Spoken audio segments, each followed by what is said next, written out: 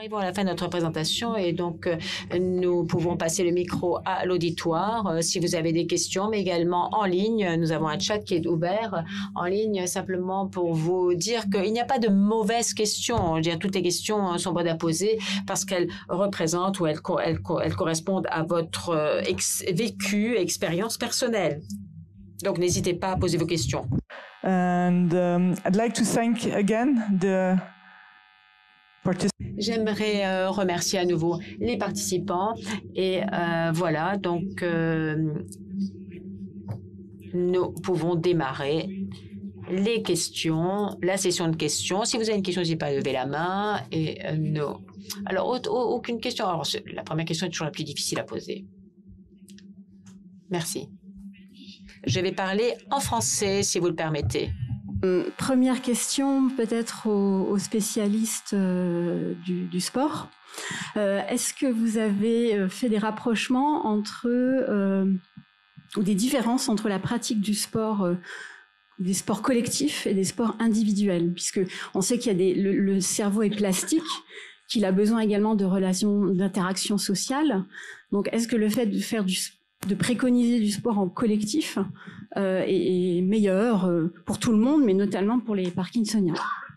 Yeah, I think if I understand the question correctly, you ask whether there is a difference between group sports that you do. Voilà, la même question est reprise donc par l'intervenante. Voilà, entre la différence entre le sport collectif et individuel. Et nous avons étudié des exercices pratiqués individuellement parce que c'est plus facile à contrôler. Et donc, pour notre étude, c'est beaucoup plus facile à contrôler. Mais aux Pays-Bas, par exemple, ce qui est en boxe, c'est la boxe. Cela marche très bien parce qu'il y a également une composante sociale dans le fait de boxer. On peut boxer ensemble, ensuite on va boire son café ensemble. Et je pense qu'effectivement que le sport collectif est bien un bénéfice bien plus spécifique parce qu'on paye attention, on fait attention à l'autre personne, on voit un peu sa réaction et donc cela peut aider. Et je pense que en termes d'engagement, eh bien c'est plus agréable et je pense que la composante sociale est vraiment très importante dans ce dont on fait l'expérience. Maintenant, je ne peux pas dire est-ce qu'il faut expérimenter soi-même ou en groupe. Ça, je pense que c'est également une attitude très personnelle, mais je pense que cela peut améliorer votre plaisir de pratiquer, votre motivation peut-être de pratiquer une autre activité. Et ensuite, c'est un élément clé pour être actif. Mais ce qui est important, c'est vraiment que vous aimiez ce que vous faites de manière à ce que vous puissiez continuer votre activité. Voilà. Et plus en pratiquer, et mieux c'est. Merci beaucoup. Donc, j'ai noté effectivement qu'aucune personne dans la salle n'était a priori suivie par un nutritionniste. Mais la question qui se pose, en tout cas, je pense, dans notre région, après, je ne sais pas comment est-ce le cas ailleurs en Europe, c'est la formation des nutritionnistes. Parce que les informations qu'a données l'intervenante font penser que il peut y avoir de grosses contradictions, notamment au niveau de la concurrence entre la lévodopa et la protéine, et que le nutritionniste qui n'est pas spécialisé dans la connaissance de Parkinson peut faire des erreurs de diagnostic. Et la difficulté, je pense, c'est la formation aussi des professionnels. Et le remboursement, à savoir qu'effectivement, il faut bien entendu, je pense, élargir ce type de prestations pour permettre aux ALD d'en bénéficier de façon, entre guillemets, gratuite, même si on contribue tous à la Sécu d'une façon ou d'une autre. Alors, je vais traduire rapidement la question pour Richelle. Après, c'est peut-être plus nous qui pouvons y répondre en tant que France Parkinson. She was asking this.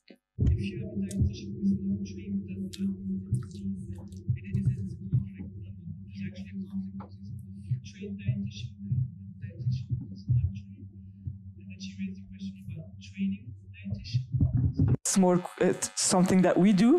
France Parkinson does have a program. Eh bien, France Parkinson, c'est quelque chose que nous avons. En fait, nous avons un programme de formation.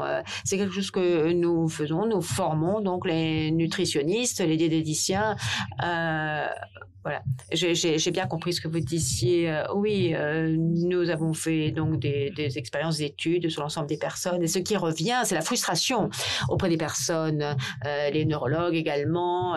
Eh bien, ils sont frustrés par rapport aux diététiciens et qui ne comprennent pas forcément la maladie de Parkinson. Et c'est un problème parce que la nutrition et la formation et donc le régime est vraiment très important et n'est pas un élément accessoire par rapport à la gestion de la maladie de Parkinson.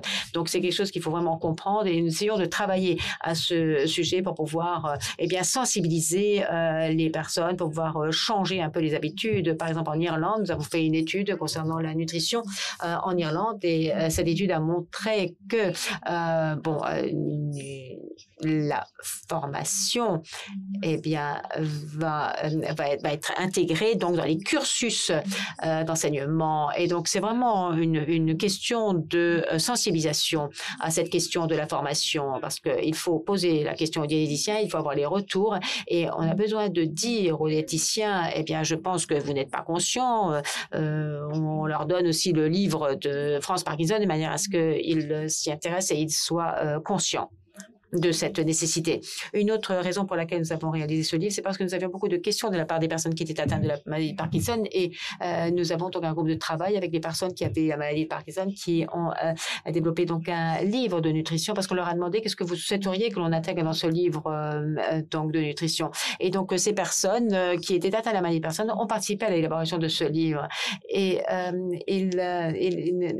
c'est vraiment que c'est la question est vraiment la formation de ces diététiciens et nutritionnistes, et c'est vraiment un sujet sur lequel nous travaillons sérieusement.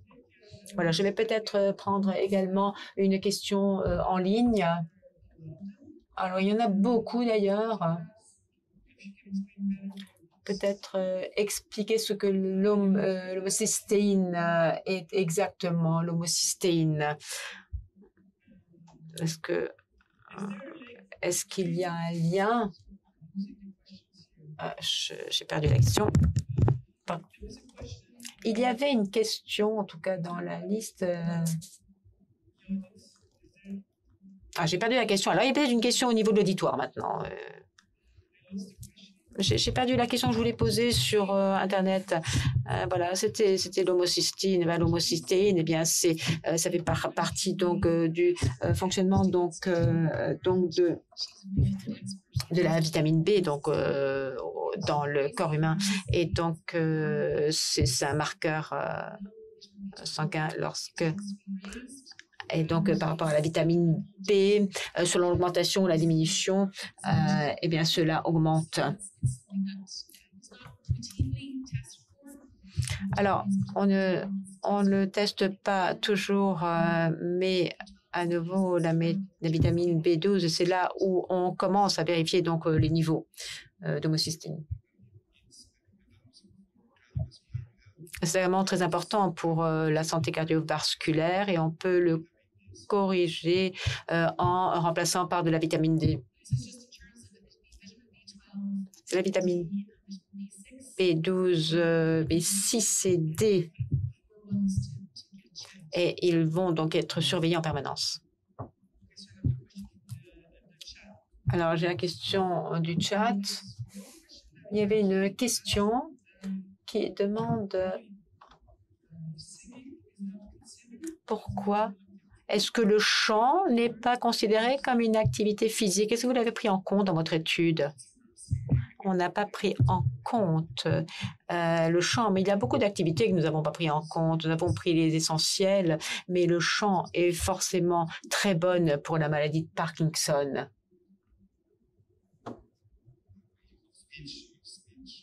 Très importante par la réhabilitation de la parole, par exemple. Et donc, le chant est vraiment très important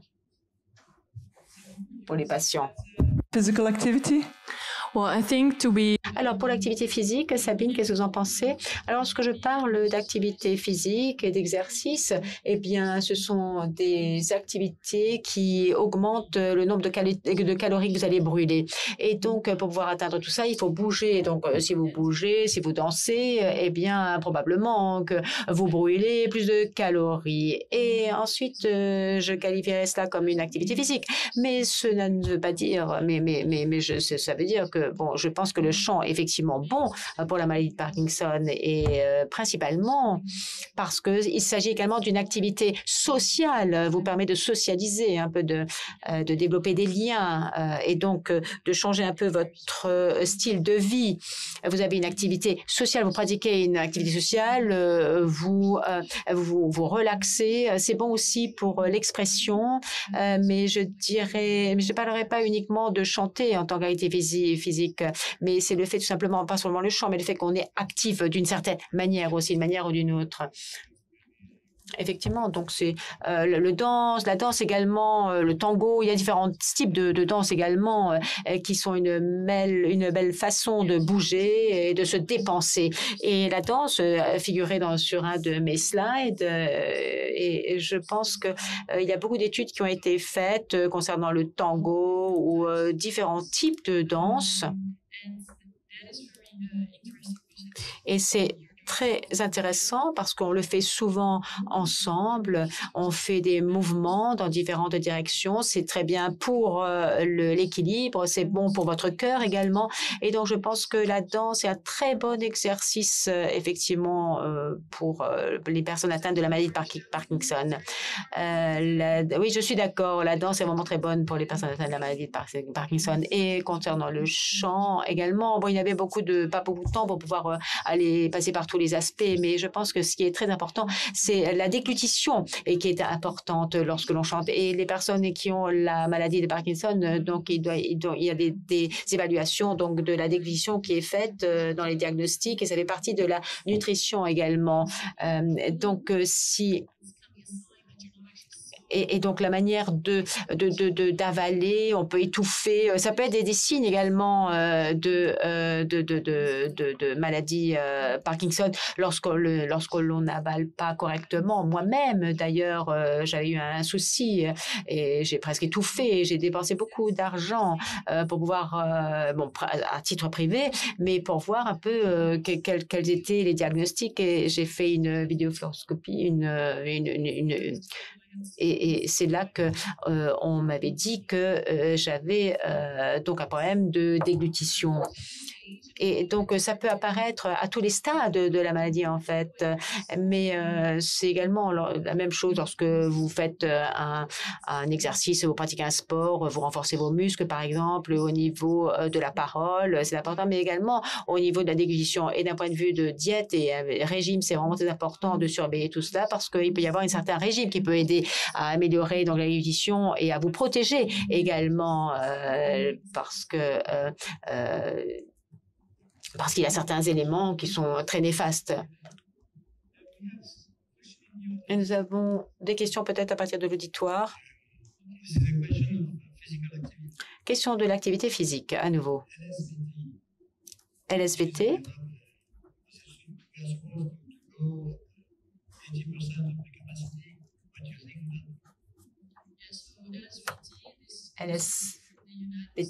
LSVT, qu'en pensez-vous? Eh bien, c'est un mouvement rapide, important. Ça vous permet d'améliorer votre taux cardiaque.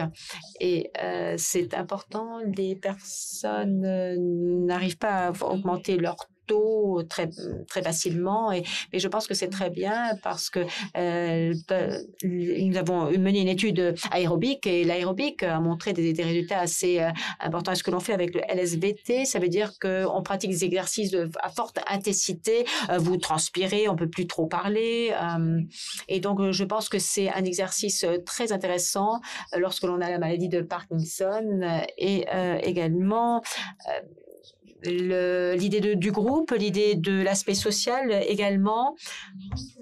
Et donc, pour faire court, je pense que c'est un très bon exercice que l'on peut pratiquer. Et je vous encouragerais effectivement à continuer à pratiquer cet exercice et à cette activité. Il y avait une autre question? Alors, entre-temps, j'aimerais vous poser une question, Richard. Nous sommes très intéressés et curieux de savoir comment est-ce que vous avez changé votre style de vie et votre connaissance par rapport à l'expérience lorsque vous avez été diagnostiqué maladie de Parkinson. Thanks very much. Merci pour cette question. Alors, j'ai caché mon diagnostic pour les premières 2 années. J'avais pas de tremblement et je voulais pas être stigmatisée, mais j'ai commencé à participer à des congrès où des personnes défendaient en fait le progrès contre Parkinson, et je me suis dit ok, il va falloir que je me débarrasse de cette stigmatisation et que j'en parle publiquement et que je continue ma vie. Alors, bien entendu, l'activité physique. Moi, j'ai joué au hockey sur gazon pour l'Irlande pendant des années et j'ai toujours fait beaucoup de sport, et pourtant, ça ne m'a pas empêché de développer Parkinson.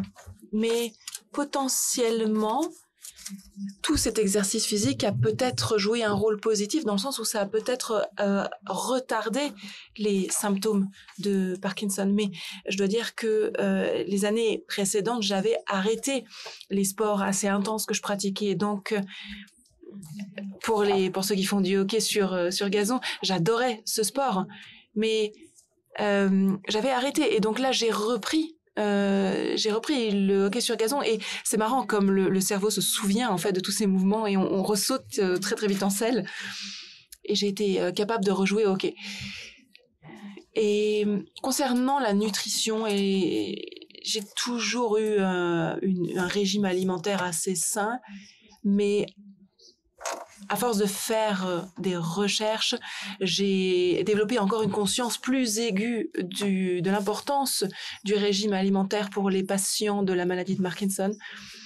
Et ensuite, le sommeil, la qualité de sommeil, essayer d'améliorer sa qualité de sommeil, parce que tout le monde le sait, quand on a Parkinson et qu'on passe une mauvaise nuit, c'est réellement difficile. Donc ça a été vraiment, ça a changé énormément de choses. Donc améliorer mon sommeil. Je suis également atteinte de la maladie cœliaque. Donc je dois également m'adapter à tout ça. Donc c'est vraiment de la gestion, de l'autogestion en fait, qu'on fait de soi-même. Essayer de s'améliorer, d'améliorer sa vie pour améliorer sa qualité de vie. Est-ce qu'on a une autre question dans le public? Les études de cohorte à propos du sommeil. Est-ce que le manque de sommeil a été corrélé avec un risque de développer la maladie de Parkinson plus tard? Alors, c'est une très bonne question. C'est une question en fait qui est très difficile. Sorry, je repasse à l'anglais. Bon, la question, c'est s'il y a dans les études de cohorte des études qui permettent de mettre en corrélation le manque de sommeil avec le développement de la maladie de Parkinson. Alors, c'est une très bonne question. C'est une question qui est aussi très difficile à étudier parce que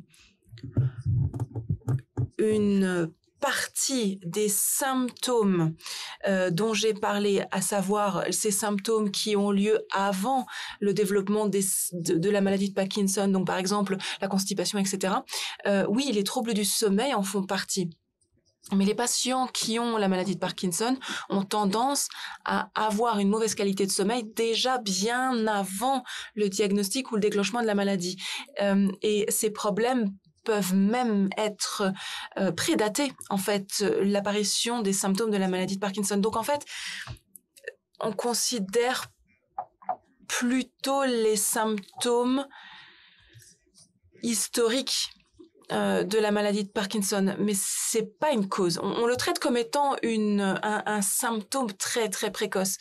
Alors bien entendu, il est très important d'avoir une bonne qualité de sommeil pour d'une manière générale préserver sa santé.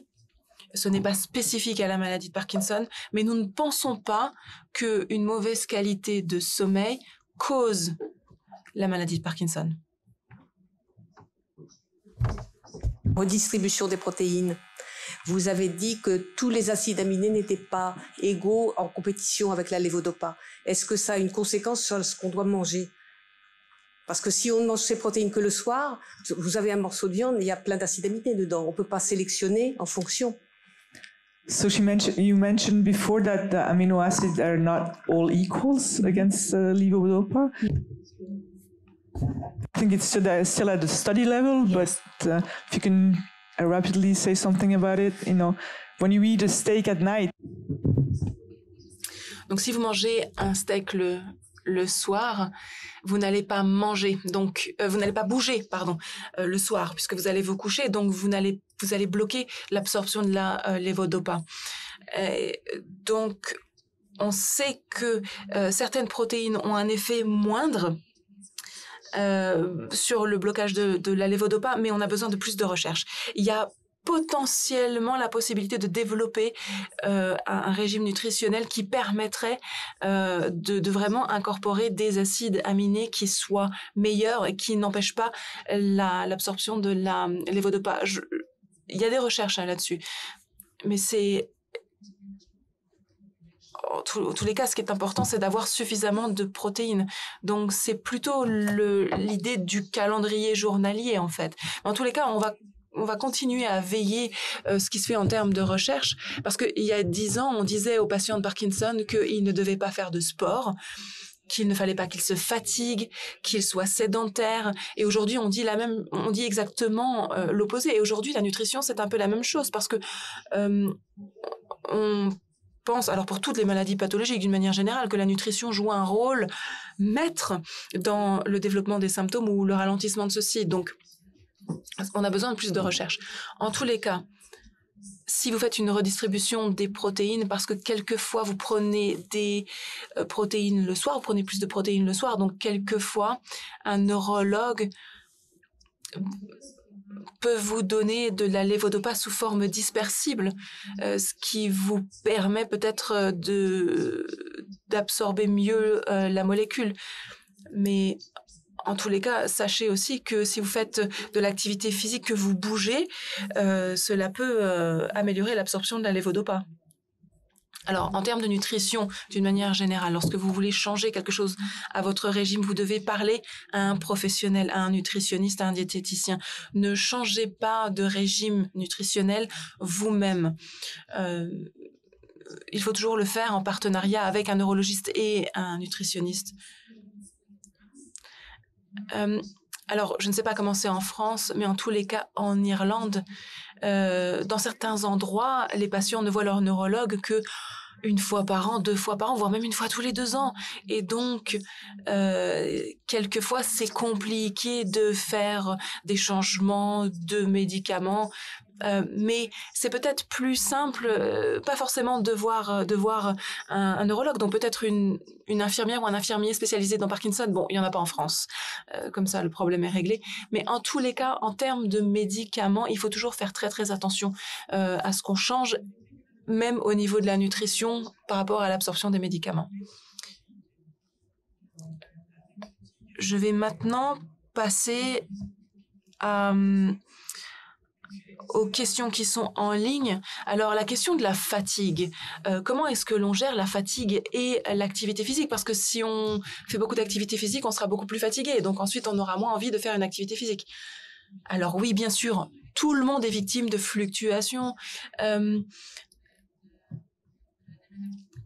Si on commence à discuter de la manière dont on doit implémenter le sport dans notre journée, dans notre emploi du temps, il faut dire, oui, bien sûr, on a une fatigue immédiate qui vient après le sport, mais sur le moyen ou sur le long terme, en fait, on récupère plus vite. Donc, c'est réellement une expérience personnelle. Il faut voir comment est-ce que vous vous sentez après une activité physique, directement après, un peu après, le lendemain, etc. Donc, il faut bien entendu prendre en compte la fatigue, parce que si on est trop fatigué, on risque de tomber plus facilement, on risque de se blesser plus facilement. Et donc, l'idée, c'est d'essayer de réussir à concevoir pour chacun un emploi du temps qui fonctionne.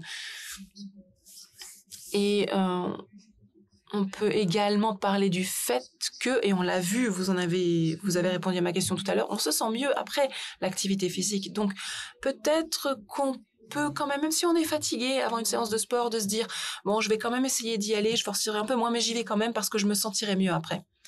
Il y a également l'importance des sports collectifs ou des sports en groupe. C'est beaucoup plus facile d'être motivé si on est plusieurs, si on rencontre ses amis, si c'est un véritable événement, non seulement au niveau sportif, mais au niveau social aussi. Oui, je pense qu'en termes de fatigue, et c'est ce que j'ai essayé de présenter un petit peu dans mon exposé, si vous ne mangez pas suffisamment de protéines ou de calories durant la journée, si vous êtes trop mince, eh bien vous risquez de ressentir plus de fatigue. Bien entendu, la qualité du sommeil peut également avoir un effet sur le niveau de fatigue dans la journée, mais il y a également les déficiences, le manque en vitamine B2, le manque de fer, le manque d'acide folique, etc. Il peut y avoir plein d'origines à la fatigue. Et pour les personnes qui sont jeunes et qui sont à un stade précoce de la maladie, c'est peut-être un peu plus facile, mais c'est là réellement qu'il faut prendre cette bonne habitude. Je ne sais pas, est-ce qu'on peut aussi envisager de donner une dose plus élevée de lévodopa pour être moins fatigué? Non. En fait, on n'a pas réellement de preuves qui viennent de la recherche parce que c'est vraiment très, très personnel aux patients. Mais dans notre équipe, on dit toujours soyez sûr d'être à un bon niveau de lévodopa. Et si vous avez besoin de plus, demandez, parce que oui, vous allez vous sentir mieux avec l'exercice physique, mais prenez quand même votre lévodopa, car quelquefois les gens se sentent mieux, donc ils n'ont pas envie de prendre de la lévodopa, mais il faut quand même qu'ils la prennent. Mais c'est quelque chose dont vous devez parler avec votre neurologue, absolument. Lors d'un exercice aérobique, on peut peut-être prendre une pilule en plus si on se sent pas tout à fait en forme. Il y a une autre question qui est, je pense, très intéressante en ligne. Vous avez parlé du nombre d'heures d'activité physique qu'on peut faire, mais c'est mieux de faire des petites sessions courtes ou alors est-ce que c'est mieux de faire des sessions plus longues? Alors, on parle quelquefois d'exercices snack, c'est-à-dire de petits exercices très courts. Oui, alors ces snacks d'exercice, c'est quelque chose d'assez nouveau et on commence seulement à s'y intéresser en termes de recherche, mais je pense que en fin de compte, plus vous en faites, mieux c'est, peu importe qu'il s'agit de 10 fois 5 minutes ou de 5 fois 10 minutes, peu importe. Je pense que, je m'en fiche un petit peu très honnêtement, pour moi en termes de pertinence, de bienfaits, les deux valent tout à fait le coup. La question, c'est de savoir qu'est-ce qui est le plus facile pour vous à mettre en place. Lorsque l'on prescrit, c'est pas vraiment la question de savoir qu'est-ce qu'on prescrit aux patients, quelle activité physique, pendant combien de temps, combien de minutes, etc. Je pense que c'est plus une question d'intérêt personnel et d'emploi du temps. Peu importe qu'il s'agisse de 35 ou de 40 minutes, mais essayez de faire autant que vous pouvez et essayez d'allonger un petit peu aussi les temps, parce que le but ici, c'est le temps total qui doit être augmenté. En faire le plus possible. Est-ce qu'on a une question dans la salle? Non? Dans ce cas, j'ai une question pour Alexis. Dans l'étude que vous avez faite sur les cohortes, est-ce que vous avez également regardé le déclin cognitif et les exercices cognitifs que l'on peut faire? Non. Parce que dans cette étude, nous n'avons pas d'évaluation cognitive. Nos questionnaires ne prennent pas ça en compte. Mais il y a beaucoup d'études sur ce sujet, je crois, et je pense qu'on a établi de manière assez claire que l'activité physique, elle est associée avec un déclin cognitif moindre. Donc, c'est bon pour la mémoire, c'est bon pour les mécanismes dont Sabine a parlé, parce qu'il y a de nouvelles connexions neuronales qui se font, également pour le développement cognitif en général.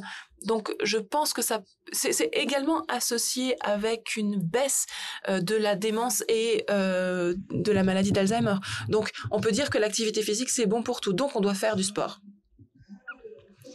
J'ai une question sur les compléments alimentaires, les compléments nutritionnels, parce que je sais qu'on reçoit beaucoup de questions sur est-ce que je dois prendre tel ou tel complément alimentaire, est-ce que c'est naturel ou pas? Oui, si on parle de compléments alimentaires, alors ceux que l'on conseille, c'est ceux pour lesquels on sait qu'il y a souvent des manques dans ces nutriments. Très souvent, la vitamine B12, on en a parlé, le fer. Et il y a même des gens qui achètent énormément de compléments alimentaires à des sommes très élevées et en fait, on ne sait pas s'ils sont vraiment efficaces. Alors, certains sont peut-être utiles, mais en tous les cas, on n'a pas les financements pour faire toutes ces études. Mais posez la question, encore une fois, à votre neurologue, parce que certains compléments alimentaires peuvent avoir une interférence avec votre traitement. Si vous prenez un complément alimentaire, ce qui est important, c'est de regarder, est-ce que il y a une différence. Vous commencez à prendre un complément alimentaire, il faut tenir un journal. Comment est-ce que vous vous sentez? Est-ce que vous voyez des résultats? Et de voir par vous-même, est-ce que ça a un effet ou pas? Et en même temps, il faut quand même en parler au neurologue. Oui, bien sûr. Il faut absolument parler de compléments alimentaires que vous prenez avec votre neurologue. Certains peuvent avoir un effet sur l'absorption de la lévodopa. Il y a des preuves qui montrent que certains compléments peuvent être positifs, mais il faut savoir que beaucoup de compléments alimentaires ne font pas l'objet de réglementation sur les marchés. Et donc, on trouve un peu tout et n'importe quoi.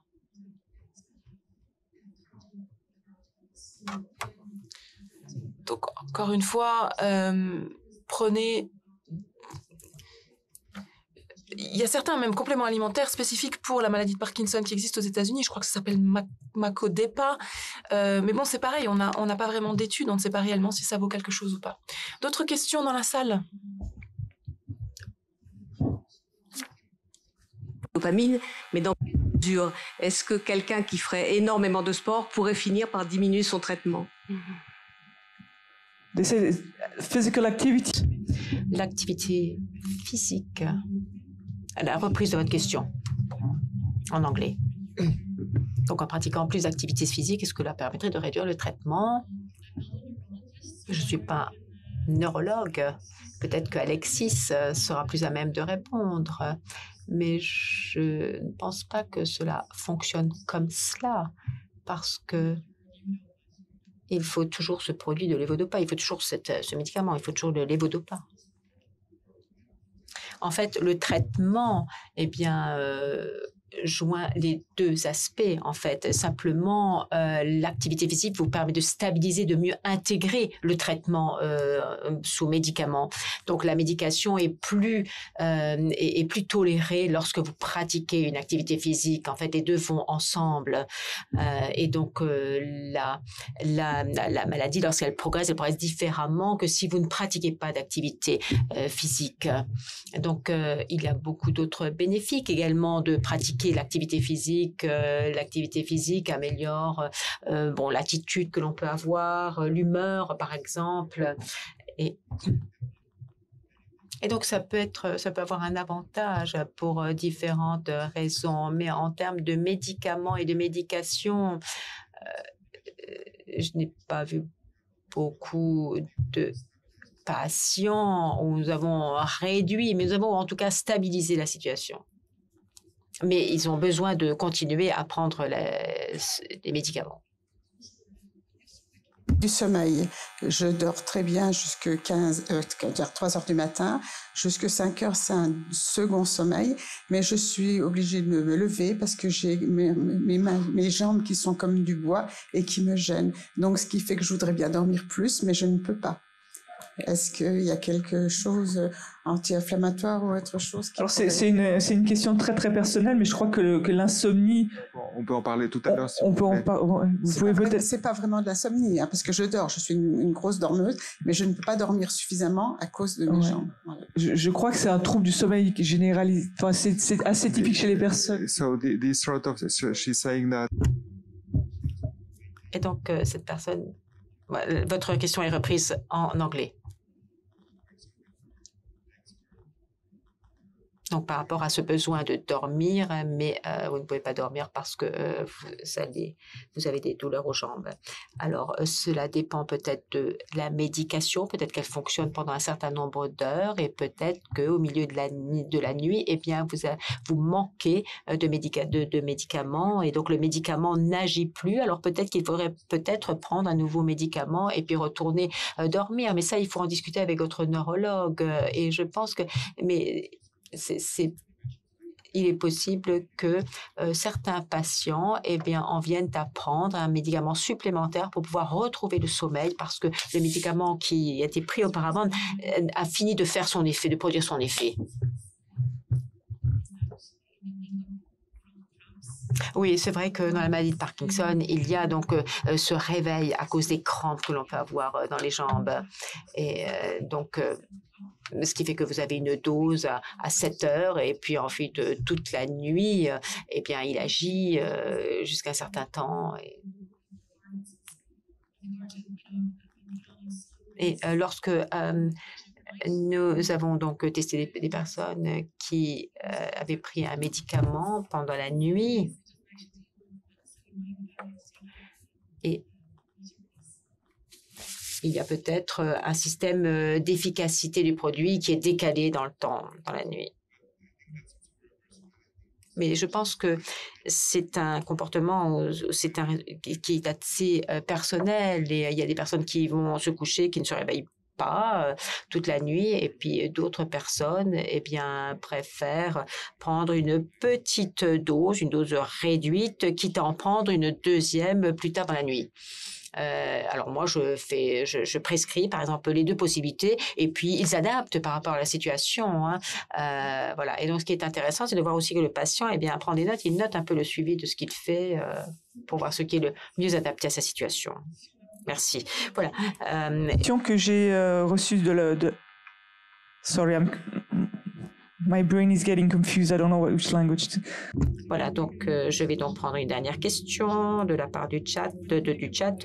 Que pensez-vous d'un coach personnel pour pratiquer des activités physiques? Je pense que un orthophoniste ou un coach, peuvent être très utiles. La surveillance est très importante. Cela peut motiver également les personnes. Alors, bien sûr que je recommande. Maintenant, dans nos études, nous avons dans le stepwise, donc de l'application, parfois également, ce qui arrive, c'est qu'un coach est très cher. Cela peut coûter très cher. Cela peut aider si on est en groupe, mais pour avoir un coach privé, cela peut coûter très cher. Et donc, c'est pourquoi nous essayons de voir de notre côté, de développer une approche un peu moins supervisée qui serait tout autant bénéfique, de manière à ce que les personnes, où qu'elles soient, ou quelles que soient les activités, peuvent rester actives. Mais nous pensons que la surveillance est vraiment très importante et un élément de motivation pour les personnes. Voilà, s'il n'y a plus d'autres questions, je pense que voilà, nous sommes arrivés à la fin de cet événement. Merci beaucoup pour être venu ici, pour partager vos expériences et vos connaissances également. J'aimerais remercier également la Fondation et Grand Est Tennis de Table également qui nous a invités ici. C'est un plaisir de pouvoir être ici dans cet endroit. Merci également à la ville de Mézières pour nous avoir invités. Merci à vous tous pour votre présence parce que si vous n'étiez pas là, il n'y aurait pas eu d'événement qui se serait passé. Merci à toutes les personnes qui nous suivent en ligne et si cela vous a plu, dans 2 semaines, nous serons à Toulouse et vous pourrez également suivre la conférence à nouveau en ligne et puis nous aurons des intervenants totalement différents avec des thématiques complètement différentes également et donc N'hésitez pas à nous suivre en ligne et vous pouvez également voir les replays. Vous pouvez nous suivre en replay, donc quelques jours après.